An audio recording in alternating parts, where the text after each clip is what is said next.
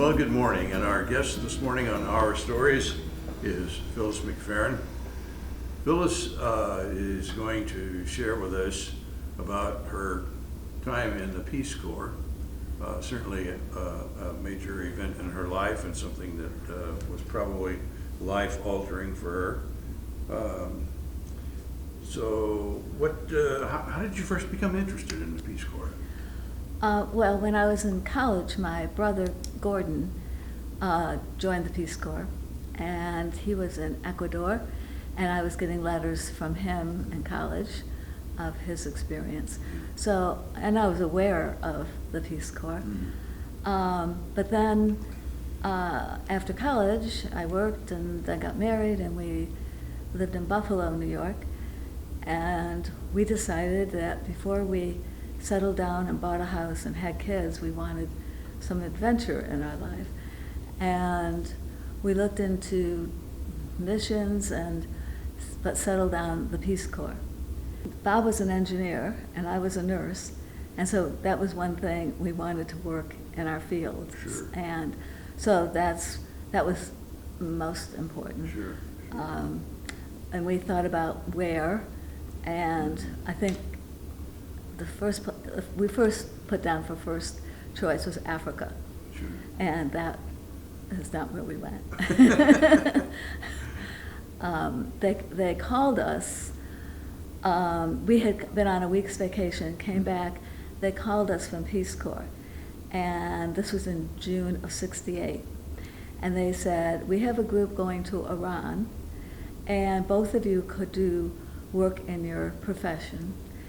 And we need you to be at the training in 3 weeks. So we said, oh, okay, and then we got off the phone and we both said, where's Iran? Because back then it wasn't right in the news, and we had decided we really didn't have to go anywhere. It was most important to be doing the work we thought we wanted to do.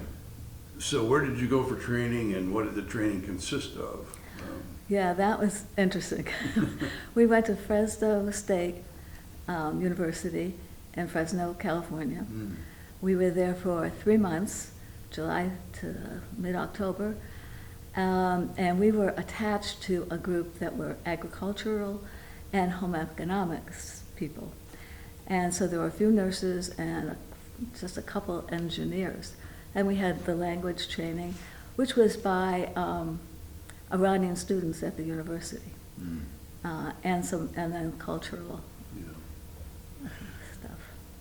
So when you got to Iran and reflected on your training, what did you feel like? Okay, yeah, I'm prepared to do that. And what things were you like? Oh my gosh, I don't know the first thing about that. Well, most of it was, oh my gosh. I mean, here you take two of us who had not traveled internationally, and we went from, saying goodbye to our parents in Syracuse, New York, and after stopping in Rome for a few hours and going on to Tehran, we are in a culture that is about as different as our culture as can be. The women are wearing chadors, and we were in Tehran for 2 days, and then we got on a bus with a 7.5-hour bus trip to Isfahan, which is where we were stationed. So we didn't have much time at all to get used to stuff. They had told us that we needed to look up a couple of Peace Corps volunteers that were in Isfahan and stay with them until we could find an apartment. So you get to the village itself, and what are your living conditions like there? Okay, well, this Isfahan is not a village, it's a city. It is the second largest city in Iran, and it is a beautiful city.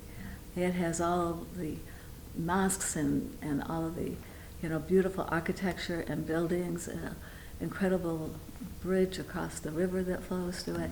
It is it's a tourist city for Europeans and Iranians.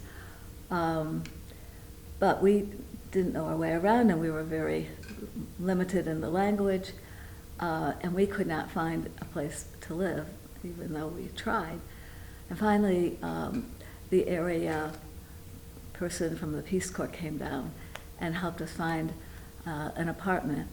And it was basically the second floor of a family's home. A nice place. It had running water and an electricity. We had an indoor toilet, but it was a squat toilet, but it was flushable. And then in the winter we had propane heaters so we stayed in one room pretty much the whole time. But it was nice, and we became very close to the family whose home we were sharing. So what kind of work did they actually have you do? You know, now you're there, you've got a place to live, and so. Yeah. So my work was a little nebulous. I was assigned to the University of Isfahan. It's called the Behyar program, which would be similar to LPN nurses. And they are students. Most of the girls came from villages nearby. And it's a 2-year program. There were 50 students, and there was one teacher, and then me. And Ms. Yazdani was the teacher, and she did the classes, and I was to do the clinical supervision, of which they had never had before, and my language was somewhat still limited, and I didn't have medical English taught to me because I was not in a medical program. So it was very challenging. First, the students weren't, they found me kind of a curiosity and and giggled and all that, and it was hard for me to have any authority or respect because I was such a novelty. Yeah. I don't remember ever thinking it was a mistake and we wanted to go home. A lot of volunteers did, but we didn't think that. But we certainly got discouraged, and I certainly did, because my work was not as defined as Bob's. Sure. Bob was working in a regional office doing electrical systems for the villages around Isfahan. And so he was working with other, engineers or somewhat, trained in that whole business. And a lot of Iranians speak English who are educated, but the students I had did not have English because they came from the villages. A third nurse came to the school, Miss Mirzai, and she worked with me in the clinical. And that's when I was able to actually make some progress and have some really good days. In fact, in my diary that I kept for the first year, I can read you a little excerpt that would just say why it was a little frustrating, but also good. And this was on January 12th, so we had gotten there in October. I said, I spent most of the morning with a student in the nursery showing her how to give a bath to a newborn. I enjoyed myself, hope the student learned something.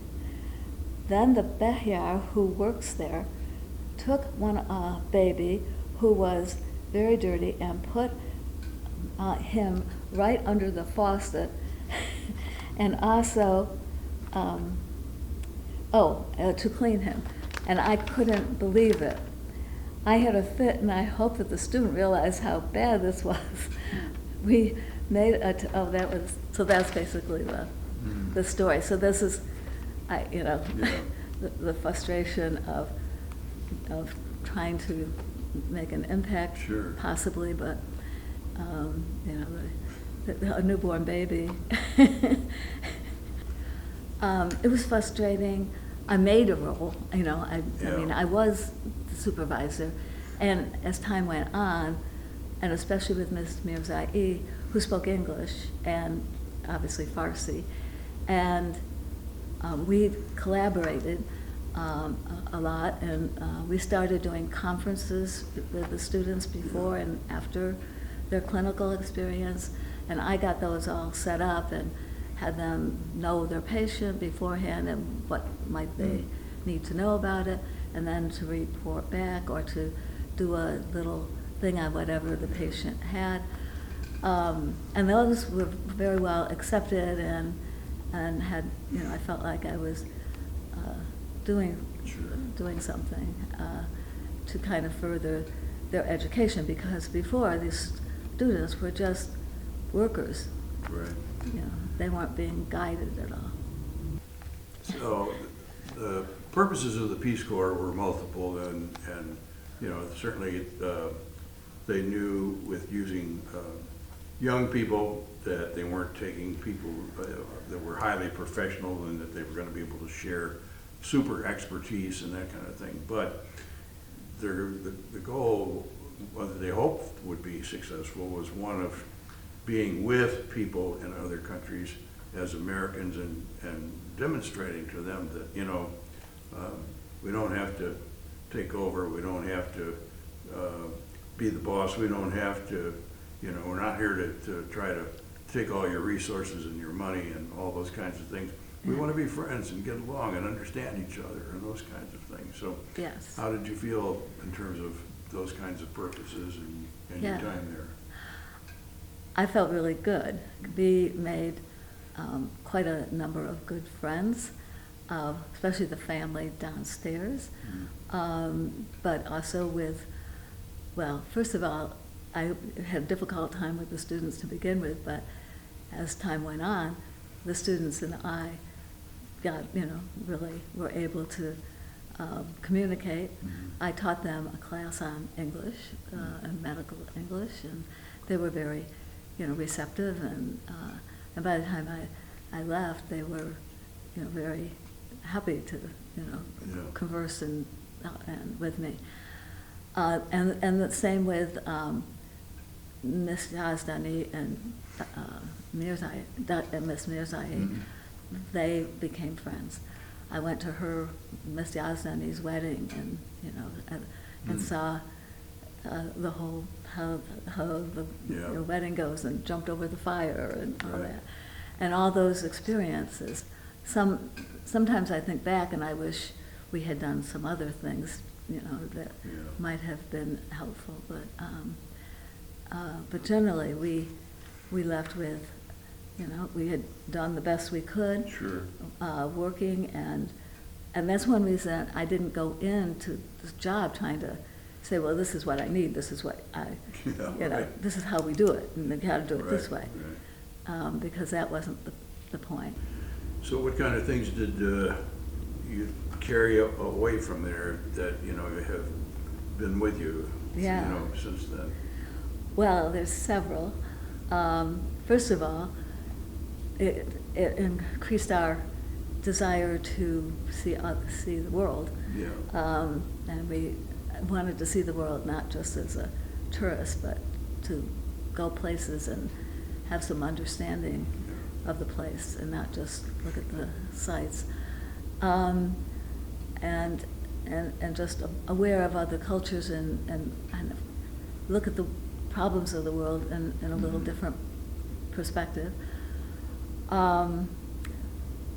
The other thing is we became home and were appalled at the materialism of America, and we said, we're not going to get into this buy culture. Well, we had to always remind ourselves, because it's so captivating, that we don't need to have this or have that just because, you know, we think we should. Yeah, it's available. So we became that. The other thing, we proved to ourselves that we could survive, that we did this, Mm-hmm. and that means we weren't afraid so much to risk and Sure. do things, Yes. and that was really important. The last thing I'm going to say is we both had a change in our view of Christianity, and I'll just tell a story that kind of. So Iran was divided up after World War II. The Presbyterians had the northern part of Iran, and the Anglican Church of England had the southern part. So that's why there was a British mission in Isfahan. It was from the Anglican Church of England. Sure. And they did wonderful things, the blind school, the hospital, the clinic. But I was one day in the clinic, in the waiting room, and I don't know if I was waiting to be seen, I can't remember that. But I remember all of a sudden, all the doors were locked, and then this preacher comes out and starts preaching in Farsi about Christianity. And these people are all Muslim. And they're, the women in the chador, and they can't get out, and they have to sit there and listen. And if any of them were to decide to become Christian, they would be isolated from their families, and it would be a very hard life for them. Yeah. 90% of the people in Iran are Muslim. There was an Armenian group in Isfahan, but still, to do this seemed wrong. And I thought, I didn't Sure. like the way, and it was the way Iran was parceled out, And I went to a wedding of a Peace Corps volunteer up in the northern part of Iran at a Presbyterian church and all that. And I thought it was just fine, but then this Yeah. kind of made me think different. So when we came back, we were pretty negative about churches, and Bob went to Purdue for his master's, and we weren't going to church, but we finally went to a church, and it was a Presbyterian church. We were both brought up Methodist, but we went to this church, and the minister was so open and aware of things and liberal, and we thought, okay, maybe it isn't all bad. Maybe we can. But when we came here, again, we went to a lot of churches, and we didn't come here right away. And in fact, we got here because the associate pastor at Westminster came to see us one night, because we had gone there a little bit, but we thought, they were most concerned about new choir robes, and and he said, I think you belong at First Pressmore. Which I thought was an amazing and a wonderful thing he did, because we came here for about a year before we decided that this was a fit, and because this church does so much outreach, and that's what it's all about, but not converting people.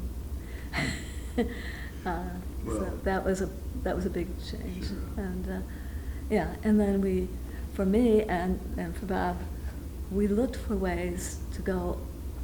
Like I went to Haiti 3 times on mission trips, but not with it. There was a church that we went to that was, kind of sponsoring us, but it wasn't evangelizing. We were doing healthcare. Right. It was just helping people, Sure. not going to convert them, Right. because we don't know their situation, and I can't. So that was a big change, along with trying not to get and trying to see the world, and be open to learning more about situations in countries. So all of that. Well, Phyllis, thank you very, very much for sharing Thank your you. story with us about your time with the Peace Corps and afterward, and how it impacted you. Yeah. It's been delightful, and I'm glad you did it. Yeah, thank you. It's nice that you were doing it.